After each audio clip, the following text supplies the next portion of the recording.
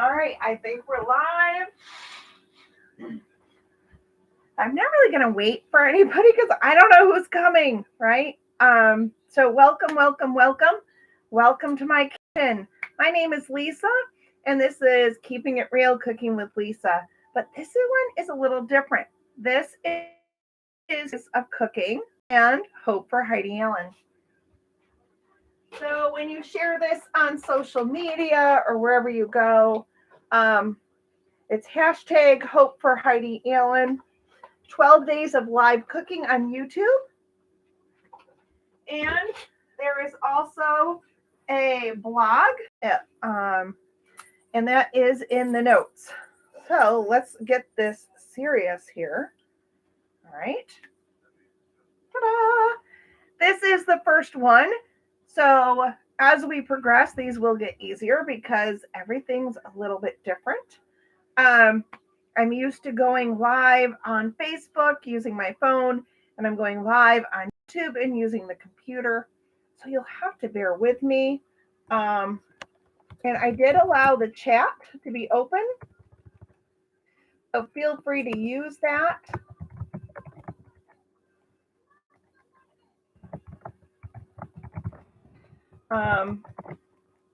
And I don't believe it'll be in the recording when the recording is posted if I set it up correctly. Like I said, it's all a trial. So I am glad you're here tonight. We are going to be starting day 1 of the 12 days of live cooking. And it is Hope for Heidi. Okay. I figure out the lighting. All right. Well, we're going to get there, right? So this is the Heidi Allen Cookbook. And all the dessert recipes are coming from here, except for a couple that are family favorites. Mostly my side of the family. And then on December 23rd, we're going to be making a family tradition on my husband's side of the family. All right. So first up, the first recipe to kick off our live are Crisp Gingersnaps. And these are on page 67 in the Heidi Allen Cookbook. And this recipe was submitted by Jennifer Meek of New Haven, New York. So I have my counter set up. Let's see if we're going to be able to do that. All right. So bada bing, bada boom. My stove is preheated already. Just give my hands a wash. Most of the ingredients are out and measured. Other than the flour, I think, for the most part. So I'm going to show you how to make this recipe. Hang on. I'm going to move you down a little because you want to see the food. Like I said, this is a work in progress, right? All right. Hi. A little close, huh? Okay. So I can't even tell if anybody jumps on because this is all new to me. All right, so here's my counter. Oh, there's motivation. Okay, so I have my cookbook is right here, and I'm looking at my recipe, and that says stir flour, baking soda, salt, cinnamon, ginger, and cloves in one bowl and set aside. So I have those right here. Now, if you wanted to make these gluten-free, you could substitute like the flour in this for a gluten-free flour. You could substitute the shortening for a coconut oil. I'm going to be making it as per the recipe in this book, okay? So I'm going to take my flour. I need 2 cups of flour. Okay. 2 cups of flour.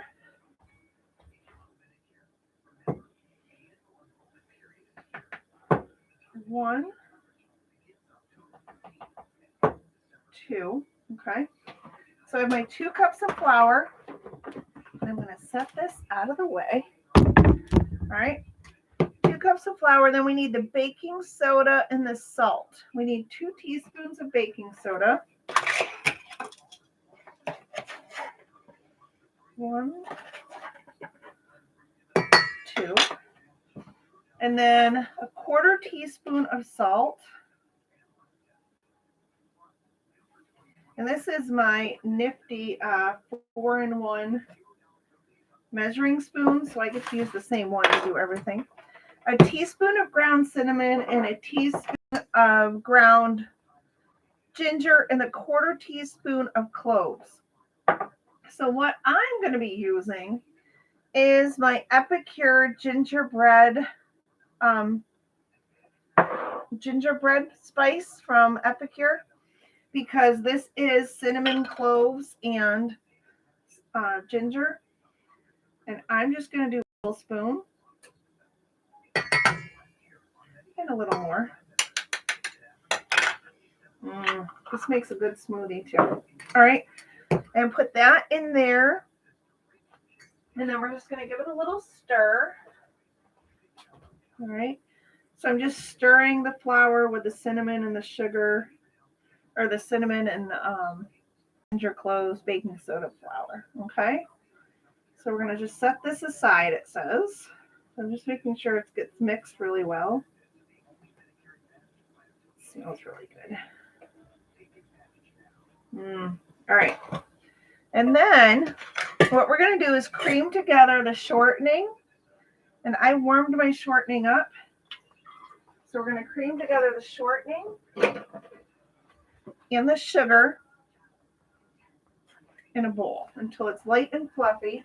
And it says to use the electric mixer, okay? Which needs to be plugged in order to work. That's funny. Okay. So we're going to cream the sugar and the shortening.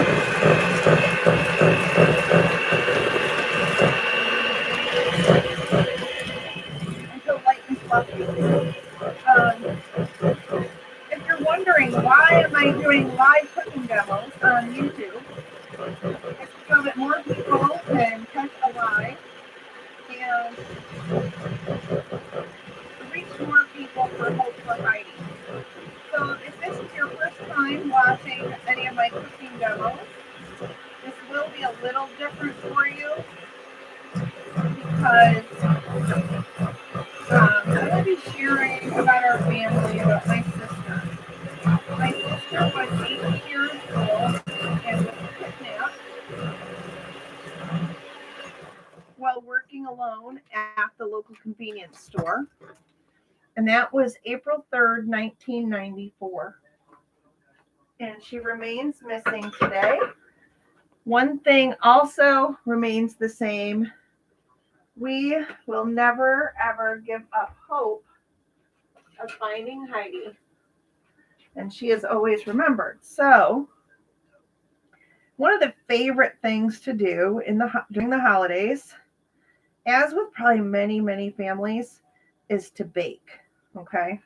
My grandmother was the queen of baking sweet treats and then giving them away and they went out to dinner often, and she would always be making a sweet treat to bring to whatever restaurant or diner or wherever they were going.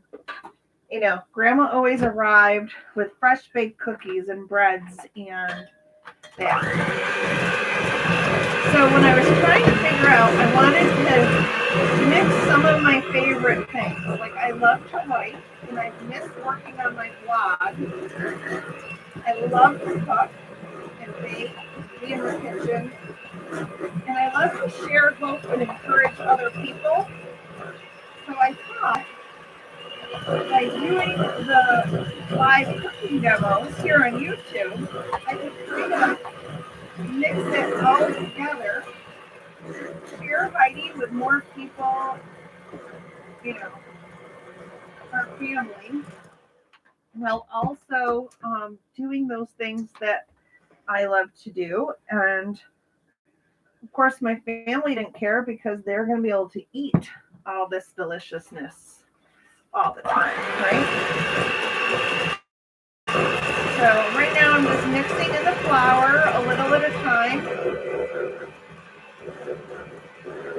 But just the smell of like the ginger and the cinnamon and the cloves grandmother's kitchen. Does anybody else relate? Like, that smell of Christmas baking and the holidays. Like a sure sign the holidays are coming when you start to smell the gingerbread and the baked goods start to fill, right? Oh my gosh, so good. So all we're going to do is we're going to beat this all in using the electric mixer. And I am trying to follow these recipes as they're written, which anybody that knows me, this is going to be a challenge because I don't follow recipes well. I usually end up going rogue, which, because of my grandmother going rogue, is what she did in the kitchen. And everything always came out so delicious, okay? All right, what I'm going to do...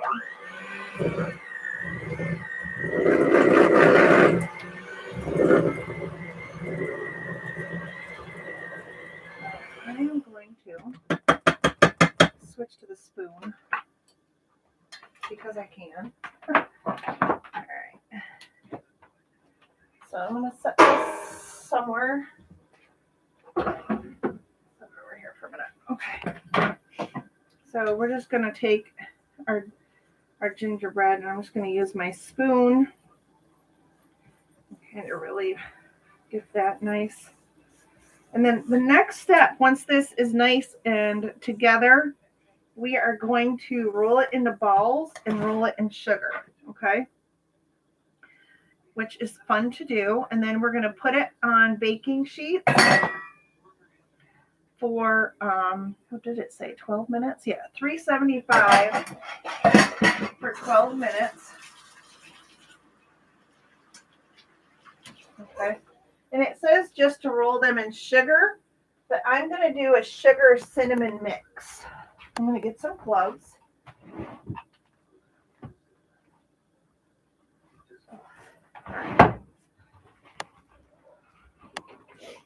All right, so it says to roll them in 1 1/4 inch balls, roll them in sugar, bake on a greased baking sheet at 375 for 12 minutes. We are not going to do that, okay? I am going to be using, I'm going to roll them and put them on my Epicure sheet pan and liner so that I don't need to use any of those chemicals in the spray, all right? Because none of that is needed and the cookies are not going to stick to the cooking liner. All right, so I'm just going to do the rest by hand. This smells delicious. So kudos to Jen Meek. When I put this out on Facebook, I'm going to give her a shout out. If you want to catch the YouTube video or the blog series, the address is in the show notes, so you can check there. And if you really like to watch cooking demos, of course, you can join my Facebook group, Keeping It Real, Cooking with Lisa. I'm just adding a little cinnamon to my sugar, okay? I'm going to stir it around. And we're going to make our balls. And the recipe said just to roll it in sugar. But whenever I make my ginger snaps, I like to roll them in a cinnamon sugar mix, not just sugar. So I guess I'm still going to go a little rogue. But so you're going to roll it into a ball, all right? And then we just roll it in the sugar like this, all right? And then you're just going to put it on the sheet pan. And then we'll do the next one. So, as I'm sitting here rolling and thinking, Christmas can be a challenge and difficult for people that have lost someone or have a missing loved one.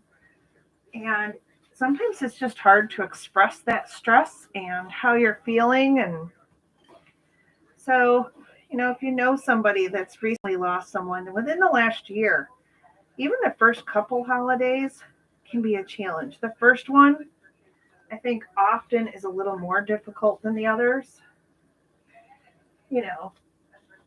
And some people with the best of intentions, after you lose a loved one, they say, don't worry, it'll get better. You know what? It really doesn't. It still sucks. But you learn how to make it fun. And yes, you're always going to miss your mom, your sister, your dad, your brother, your kid, your grandchild, your niece, your nephew. You're always going to miss them. And around the holidays is usually when we feel those gaps the most because, everything's focused on family and time together and they're not there. I want to encourage you to embrace that and honor that and find something to do that helps you remember your loved one in a way that brings you joy and that they would probably enjoy. Like our last recipe in this whole series is going to be the traditional raisin cake on Christmas Eve. And I love making that because my mother-in-law made that the best. And people really, that's a tradition on my husband's side of the family. And by doing that, it just feels like we're keeping up her spirit, and her memory will always be alive as long as we're making raisin cake on Christmas Eve. So that's why making desserts for 12 days, it's actually going to be 12 plus days, I think, because I just couldn't narrow down the recipes to only 12. But I hope everybody's going to enjoy it. And after the video is uploaded to YouTube, after the live, I will be adding it to the blog. So you'll be able to catch it here or on the blog. You'll be able to catch it in 2 different places. And I think I really like this recipe because it's not going to make a ton of cookies. I don't think it told me how many. But we grew up next door to my grandparents. If you are lucky enough to grow up next door to your grandparents, kudos to you. Never take that for granted. So spending time in the kitchen was one of my favorite things to do. Still is. And I don't know, it's one of those things that helps me get through the tough days. I can just go and cook or bake and that's my happy place. And it takes me to happier places. So you do you. I wore a shirt, Where's Heidi? And it has my website on it, Lisa Buske, and my husband's. We're going through because my hope is to find a lot of the shirts that we had during my sister's, in the initial days and court trials and hearings and whatever. We had different shirts made to wear, to honor and remember Heidi and keep the focus on Heidi when the cameras shined. And my husband said, you need to start with this one. It has the picture of our wedding day. And that's one of the photos that was used a lot in some of the coverage, like on day one and the initial coverage back in 1994. So I said, I think that's perfect because that was a good day. Anybody would have told us how drastically life was going to change.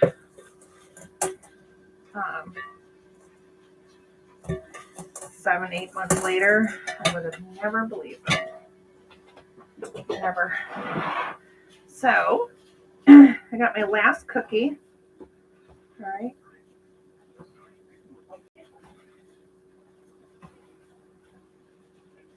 And then it says you just leave them as a ball.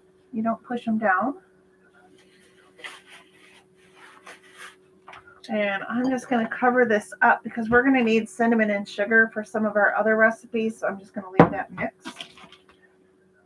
So we have our crisp ginger snaps.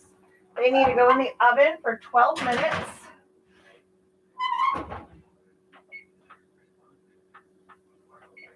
All right, so that's on. Bada bing, bada boom. And I can move here a little higher. Oh, there we go. Okay. So thank you for being here. And again, this cookbook is not available. I already had somebody ask me after seeing it shared, is that available? It is not available. It was a fundraiser to support the search and posters and all of that when my sister disappeared. And I just think that's a way to also honor our community, because all of the recipes within this cookbook were all sent in by different members of the community, a lot from my grandmother. And tomorrow's recipe, I'm pretty sure, is one of my grandmother's. It's her magic fudge tomorrow, I believe. And I got to tell you, I've never been able to make the magic fudge. So going live to make the magic fudge is a little bit scary. But life's short. So the cookies have 12 minutes. I will post a picture of them in the blog, also of the finished cookies. I want to thank you for joining me and remembering Heidi. If you share this on social, whether it's Facebook or Instagram or, oh my gosh, Twitter, make sure you use the hashtag Hope for Heidi Allen. And thank you for remembering Heidi and joining me here in the kitchen. And do you notice, look who's over my shoulder. So just to make it a little fun, we had the Heidi Ho elf come from the North Pole to watch to see if we're being naughty or good. And every time I go live, look for the elf, because the elf, Heidi Ho, is watching me. All right. Have a great night. And to catch pictures of the finished cookies, head over to the blog. Again, that link is in the show notes.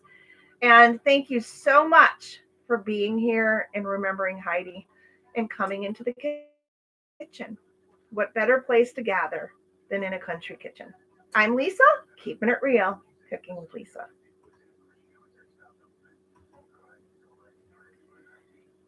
And ending the video, maybe.